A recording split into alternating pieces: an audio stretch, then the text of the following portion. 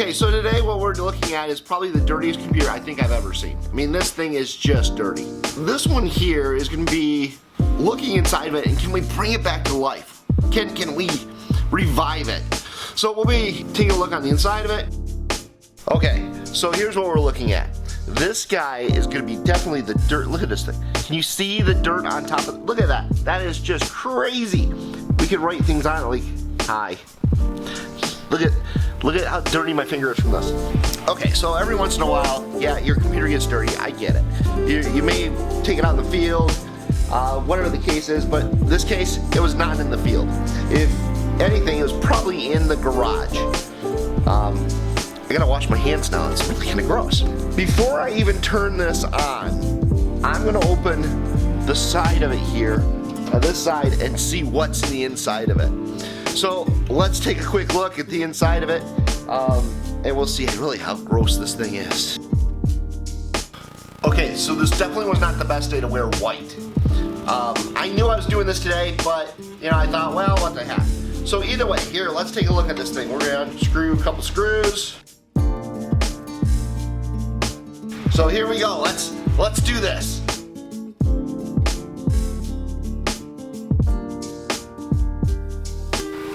Oh my goodness! Look at this. There's twigs in here. Was this kept outside? I just honestly need to know. Well, we're gonna take out the other side, dive into it a little bit more, see what's in this other side.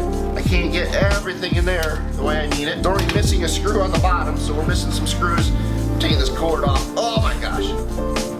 Ugh. Look at the dirt on this. Look at that thing. Look at that dirt.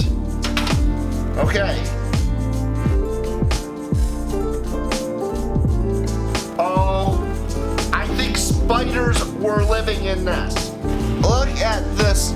Look, I don't know if you can see it. There. Oh man, look at the abuse this thing took. Okay, let's see if we can get in this a little bit more. Look at that. Can you see that? That's just crazy. It's crazy right there. I think I'm gonna have to go old school. I think I need a vacuum. Man, look at that dirt inside of it. Okay, now that we got the case off this guy, we gotta clean it before I even turn it on. I'm afraid if we turn it on, I don't know what's gonna happen. So normally I would just use a can of, this dust off air spray, but this case is a little bit more extreme, so we're going extreme. Vacuum.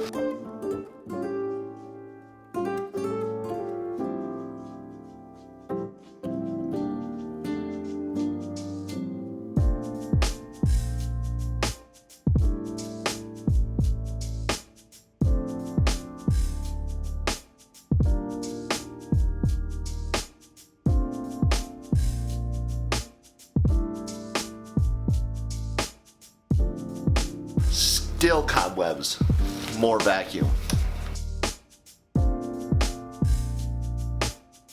I feel like I should vacuum me now. You know what? Fast forward to me being done. Okay, so like a half hour later, I got the computer cleaned up for the most part. It's still pretty dirty, still got a lot to do. But I plugged it in. Before I even go too far, I did find out this is a XP computer.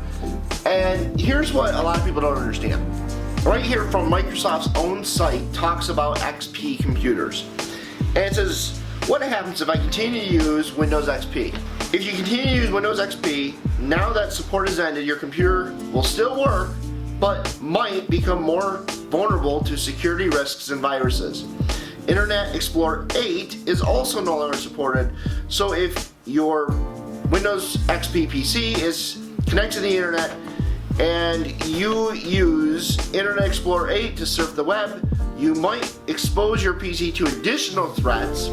Also, some software and hardware manufacturers continue to optimize for their most recent versions of Windows. You can expect to encounter more apps and devices that will not work with XP. For example, if you're getting a brand new printer and you're trying to connect it to Windows XP, it's just not going to work. So I got it plugged in. Before I hook a monitor up to it to see if it even exists, I'm just going to test the power. I just want to see if it even turns on. This thing was really, really gross. So in this case, the power switch is in the back. I got it plugged in right now to the power bar. Let's see if we blow things up. And just as I thought was going to end up happening, it doesn't turn on. So you probably got a bad power supply, you probably got, oh gosh, it could be a number of things. In this case though, if I had to guess, I would guess the power supply is bad. So what can we do at this point? My recommendation probably to this client is going to be very simple. Buy a new computer. We do have technology to transfer the data that's on this hard drive, if he opts to take it off here or to see what's still even on here and move it to a brand new computer. It's going to be completely up to him on what he wants to do. But for me to rebuild this machine, honestly, today, it's just cheaper to buy a new one. So I'm going to give him a call here. We'll see what he says. I'll let you know.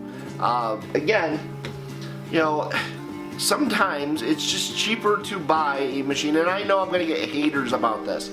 You know, people are going to go, well, just build it or add this or do this. But come on, let's be honest. If you're a gamer, yes, maybe you want to build your PC. If you need graphic design, you might want more goodies inside of it. But for the average, everyday type of use, the person that's just going to get on it, surf the internet, it's going to be cheaper in the long run, it'll do what they want, it'll last for a long period of time. So I'm going to give him a call now, we'll see what he says, I'll let you guys know, and we'll go from there. Okay, so I called the client, explained the situation. What we're going to end up doing is removing the hard drive. We're going to transfer the information from the old hard drive that I could get and actually put it on a brand new computer.